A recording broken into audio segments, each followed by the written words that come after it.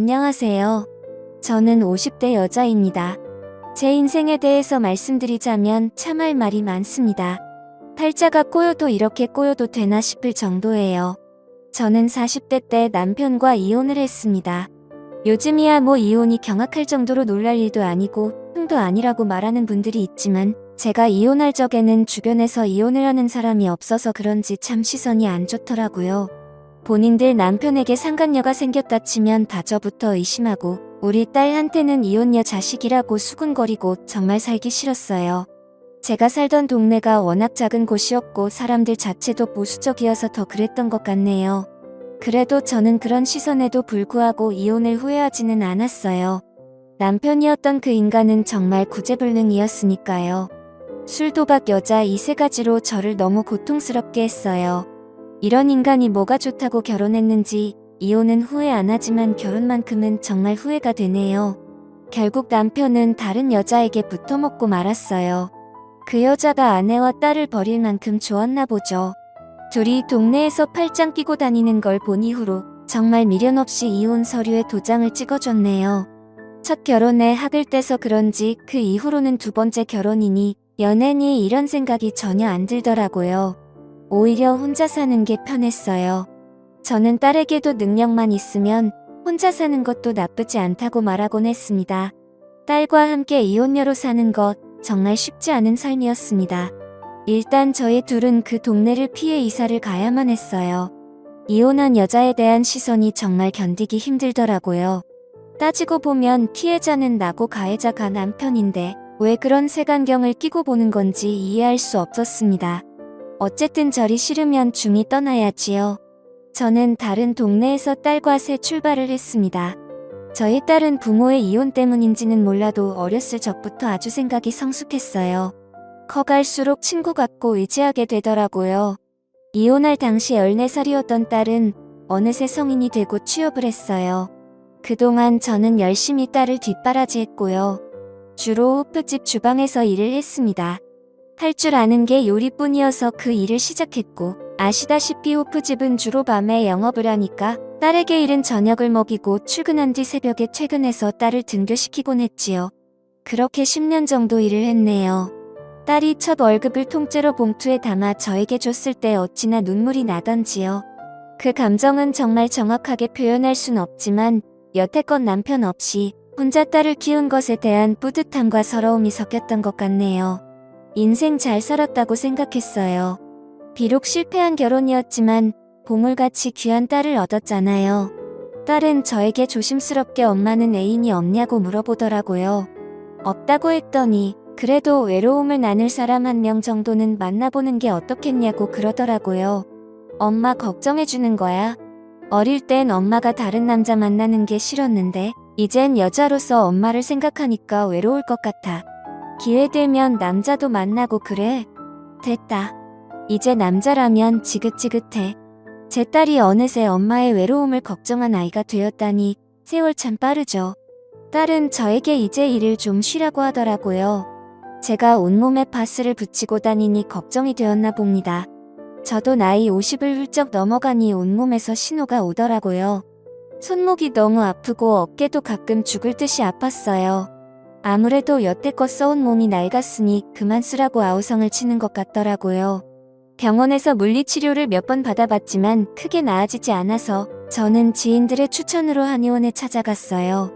동네에서 나름 유명한 한의원인데 꽤 오래 운영했다고 하더라고요. 원장에게 진료를 받았는데 참 인상이 좋더라고요. 저와 비슷한 나이대로 보이는데 참 단정한 외모를 가지고 있더라고요. 그날 진료를 받고 침을 맞고 돌아오는데 정말 신기하게 병원에 갔던 것보다 몸이 개운하더라고요. 오길 잘했다고 생각했죠. 동네 어르신들 보면 주기적으로 한의원에 가서 침을 맞으시던데 그 이유를 알겠더라고요. 저는 그 이후로 몇 번 더 한의원에 갔습니다. 그러다 보니 한의원 원장과 어느 정도 친숙해졌죠. 어디 사는지 나이는 몇인지 이것저것 알게 되었습니다. 저보다 4살이 많더라고요. 어느 날 원장은 진료를 마치고 저에게 단골이시니 체질을 점검해주겠다며 이것저것 물어보더라고요. 어떤 음식이 안 맞고 어떤 음식이 맞는지 그리고 어떤 장기가 약하고 강한지 체질마다 다르다며 저에게 식단을 짜주겠다고 하더라고요. 그리고 슬며시 저에게 따로 연락을 해도 되냐고 물어보더라고요. 저는 거절했습니다. 아내와 자식이 있는 분과 사적으로 연락을 하고 싶진 않네요. 여태껏 혼자 애 키우면서 그런 오해 많이 받았거든요. 그냥 침이나 맞으러 오겠습니다. 저도 혼자입니다. 이혼한 지 꽤 됐고요. 조금 의외였어요. 딱 보면 단정하고 깔끔해서 분명 아내가 있을 것 같았거든요. 혼자 사는데 저렇게 깔끔하게 다니는 사람을 본 적이 없었어요. 원장은 그 후로 저에게 체질에 맞는 식단을 보내주었어요. 저는 그냥 그 문자를 보고 답장도 안 했죠. 일주일 넘게 정성껏 식단을 보내주는 그 사람의 나중에는 미안한 생각이 들더라고요. 내가 뭐라고 이 사람을 거절하다. 이런 생각도 솔직히 들었고요. 그냥 친구가 필요한 것일 수도 있겠다 싶더라고요. 혼자 사는 건 정말 외로우니까요. 그래서 저는 그 사람의 저녁 식사 제안을 받아들였습니다. 동네에 친구가 있으니까 좋더라고요. 여태껏 저는 사람들과 잘 어울리지 못했어요. 일하는 시간대도 안 맞았을 뿐더러 저의 상황 때문인지 몰라도 저 스스로 관계를 피하고 있었어요. 오랜만에 사람과 이야기하면서 배를 잡고 웃었네요. 이게 정말 얼마만인지 생각보다 저랑 잘 통하더라고요. 그리고 이혼을 했다는 공통점이 있으니까 서로를 잘 이해하게 되더라고요.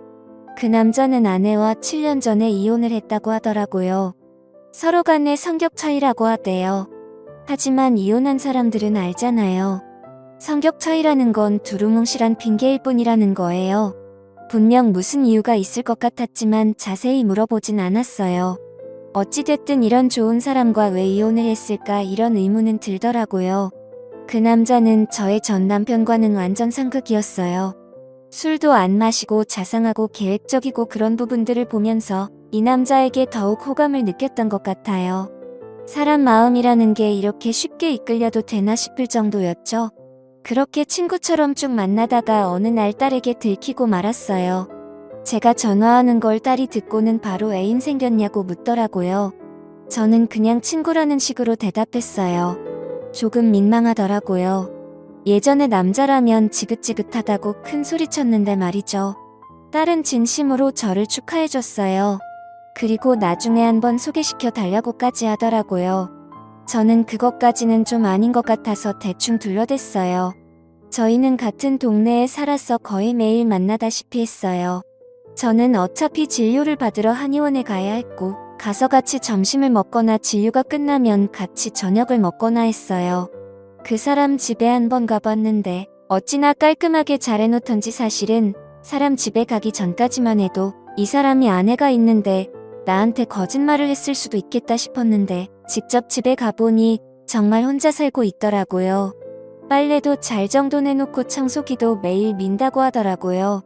저보다 더 깔끔한 것 같더라고요. 그리고 저에게 요리를 해주는데 정말 기쁜 마음으로 받았습니다. 생전 처음 듣는 스페인 음식이라며 볶음밥 같은 걸 해주는데 맛있더라고요. 그걸 어디서 배웠냐고 물었더니 요새는 핸드폰으로 검색만 하면 다 나온다고 하더라고요. 평생 내가 직접 요리해서 먹기만 했어서 그런지 남이 요리를 정성껏 해주니까 감동이더라고요.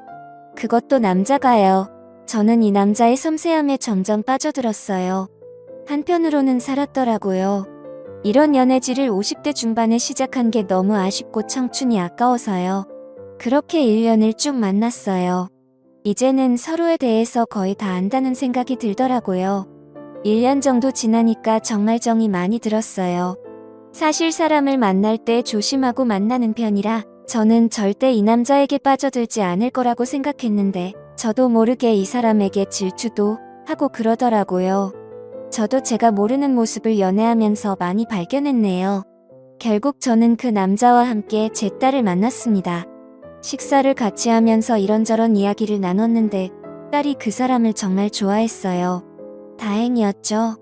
딸은 집에 돌아와서도 그 아저씨 좋은 사람 같으니까 계속 만나보라고 하더라고요. 드디어 엄마가 외롭지 않게 되어서 다행이라며 좋아하는 딸의 모습을 보니 저도 기분이 좋았습니다. 또한 아빠 없이 산 세월 원망도 많이 했을 텐데 구김살 하나 없이 잘 자라주어서 어찌나 고맙던지요. 그러던 어느 날이었어요. 제 생일날 그 남자는 저녁 식사로 좋은 식당을 예약해놨더라고요. 이게 무슨 일인가 싶었는데 저에게 진지하게 이야기를 하더라고요. 앞으로 인생을 함께하고 싶다고 합니다. 저는 그 말을 듣자마자 눈물을 흘렸네요. 그동안 제가 살아온 삶이 주마등처럼 머리 위로 스쳐 지나가더라고요. 이렇게 좋은 사람을 만나서 좋은 대접을 받는 게 꿈만 같았어요. 사실 여태껏 내 주제에 무슨 사랑이냐는 생각을 많이 했거든요. 하지만 그 남자를 만나고 나서부터 저는 충분히 사랑받을 수 있는 사람이라는 걸 깨닫게 되었어요. 그것만으로도 그 사람에게 너무 감사하더라고요. 그리고 그날 밤 저희는 그 남자 집에서 하룻밤을 함께 보내게 되었습니다. 사실 그 전까지는 그런 관계가 아니었죠. 저는 그 남자에게 푹 빠져버린 상태여서 그날 밤은 헤어지고 싶지 않더라고요. 저희는 서로 정말 애틋하게 바라봤습니다. 그런데 저는 그 남자의 모습을 보고 얼어붙어 버렸습니다. 그날이 바로 그 남자와의 처음이자 마지막 밤이었네요. 저는 그 남자가 바지를 내리는데 순간 저는 발목에 있는 무언가를 보고 말았습니다. 바로 전자발찌였어요. 그걸 실제로 본 건 처음이었어요. 평소에 시사 프로를 보면 전자발찌에 대해서 이야기를 많이 해서 익히 알고 있었어요. 제가 알기로는 전자발찌라는 건 성범죄자들이 차고 다니는 것이었어요. 그렇다면 내가 만났던 이 사람이 그런 전과가 있는 사람인가 싶더라고요. 머리가 복잡했어요. 저는 그걸 보고 표정이 굳은 채 가만히 앉아 있었어요. 남자는 저의 표정을 읽더니 다시 바지를 입고서는 제 옆에 앉더라고요. 많이 놀랐냐고 하더라고요. 그래서 제가 그럼 놀라지. 안 놀라냐고 뭐라 했어요. 어떻게 이걸 말을 안 할 수가 있냐면서요. 자기기 말 좀 들어달랍니다. 전자발찌를 차게 된 계기에 대해서 남자는 말을 해줬습니다. 들으면서 자연스럽게 아내와 이혼을 하게 된 이유도 듣게 되었지요. 남자는 전 부인을 성적으로 추행한 혐의로 전자발찌를 차게 된 것이라고 하더라고요. 그것도 한 번이 아니라 여러 번을 그랬다고 합니다. 남자 말로는 아내를 사랑했고 고의가 아니었다고 하는데 사실 전자발찌를 찰 정도면 혐의가 어느 정도 인정이 된 건 아닌가요? 저는 기가 막혔습니다. 그 이후로 전 아내가 살고 있는 동네에 접근을 할 수 없다고 합니다. 그러고 보니 이 남자가 여행을 잘 안 간다고 했던 말이 떠오르더라고요. 다 이유가 있었네요. 다른 범죄도 아니고 성범죄니까 더욱 혼란스러웠어요. 저는 남자에게 왜 아내를 그렇게 했냐고 물었어요. 그 남자가 말하길 아내가 자기 말을 듣지 않아서라고 합니다. 순간 소름이 돋더라고요. 저는 그 대답을 듣고 바로 자리에서 일어나서 현관문을 열고 나왔습니다. 엘리베이터를 누르는데 손이 벌벌 떨리더라고요. 그 남자가 저를 쫓아서 나오더라고요. 저는 너무 무서운 나머지 계단으로 내려갔어요. 집까지 어찌나 뛰었던지 숨을 헐떡대며 현관문을 꽉 잠갔네요. 지금 생각해도 치가 떨립니다. 계속 그 남자에게 전화가 오더라고요. 저는 일단 그 남자에게 문자로 이제 그만 만나자고 한 뒤 그 연락처를 차단해버렸습니다. 관계가 끝나서 서운하다기보다는 무섭다는 감정이 더 컸어요. 그 사람과 계속 만나면 저 또한 그 일 당하지 않을 거라고 누가 장담합니까? 정신이 확 들더라고요. 저는 그 후로 한의원 근처에 얼씬도 안 합니다. 그리고 딸에게도 연락을 했어요. 그 남자에게 연락이 오거나 나에 대해 물으면 한마디도 하지 말고 피하라고요. 한편으로는 이렇게 허무하게 끝나버린 관계가 참 아쉽기도 합니다. 좋은 사람인 줄로만 알았는데 알고 보니 범죄자였으니 이만하면 제가 사람 보는 눈이 없었던 걸까요? 한때는 왜 저에게만 이런 일이 일어나는 건지 화도 났지만 이제는 모두 잊으려고 합니다. 사람 관계라는 게 마음대로 안 되는 게 인생이잖아요. 동네 사람들은 한의원 원장이 전자발찌를 차고 있는 인간이라는 걸 모르는 것 같... 저는 이걸 소문을 내야 하나 말아야 하나 고민하고 있어요. 분명 소문을 내면 제가 낸 것이라는 것을 알 테니까요. 저에게 보복을 할까봐 두려웠어요. 참범죄자들이 판치는 세상이 얼른 없어지길 바랄 뿐입니다. 알고 보니 전자발찌를 차고 있더라도 회사에 입사하는 것도 가능하다고 하더라고요. 저는 까맣게 몰랐어요. 제 황혼 연애는 이렇게 끝이 났네요. 1년이라는 시간 동안 참 많은 걸 경험해서 그런지 후회는 없습니다. 지금까지 제 사연을 들어주셔서 감사드립니다. 구독과 좋아요 부탁드려요. 감사합니다.